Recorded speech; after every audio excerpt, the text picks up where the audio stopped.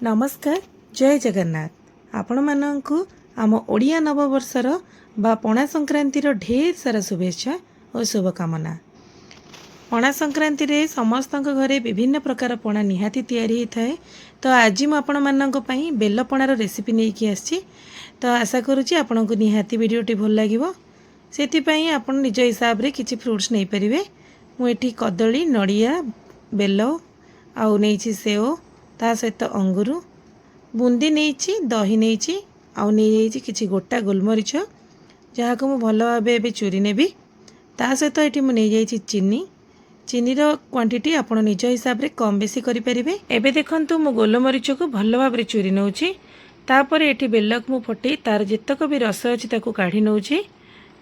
देखंतु एबे बेलर पणा प्रिपेयर करने से मु किछि ठंडा पानी देदेली कारण ठंडा ठंडा पणा खायापी बहुत बढ़िया लगे।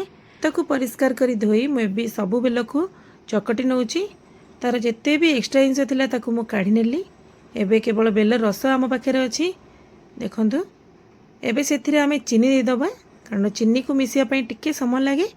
तो स्वाद अनुसार ये मु चीनी देदेली सेथिरे आपण ऐड करि परिबे दही। देखंतु एठी मु पाखापाखी गोटे कप रु अधिक टिके दही नेइछि पूरा फ्रेश दही थिला। एबे देखंतु सबको भल भाव में आमे गोले नबा दही आ बेलर जो मिश्रणटा ताकू प्रिपेयर हो सारा पर से मु अल्प टिके लुण देइछि स्वाद को बालांस करिया पई। एबे काटिकी रखिथिबा नड़िया कदली सेव अंगूर सबू को मु ऐड कर दोछि। देखंतु आपण निज अकॉर्डिंगली आउरी किछि मध्ये फ्रूट्स ऐड करि परिबे। एबे सेथिरे मु बुंदी दे दोछि। देखंतु अल्प टिके बुंदी मु गार्निश पई रखिछि सबू मु ऐड कर देली। एबे सेथिरे गोलमरीच मु दे दोछि। गोलमरीच पाउडर अपेक्षा आपण एमती चूरी की देले तार फ्लेवरटा बहुत बढ़िया लगे। एबे सबू फ्रूट्स आ बेल को मु भल भाव में मिसई नौछि। देखंतु हमर बेल पणा पूरा प्रिपेयर हो जाइछि।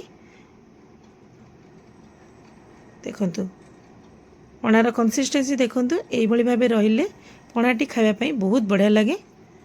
एबे चलतु आपको सर्व करी देखौछि। आशा करुँची निहाती आपन को मो रेसिपीटी भल लगी भल लगिले लाइक शेयर निहाती करेंगे। चैनल नुआ थिले सब्सक्राइब करेंगे। पाखे थिबा बेल आइकन प्रेस करी ऑल सिलेक्ट करने जहाँद्वारा कि मो वीडियोर सबू नोटिफिकेशन आपण पाखु फास्ट आसजिवो। तो यही नववर्ष निजे यही पणा को घरे प्रिपेयर करांतु निजे खाआंतु समस्त को खुआंतु। आशा करुँची आपण माने समस्ते भलरे थिबे। जय जगन्नाथ। Thanks for watching.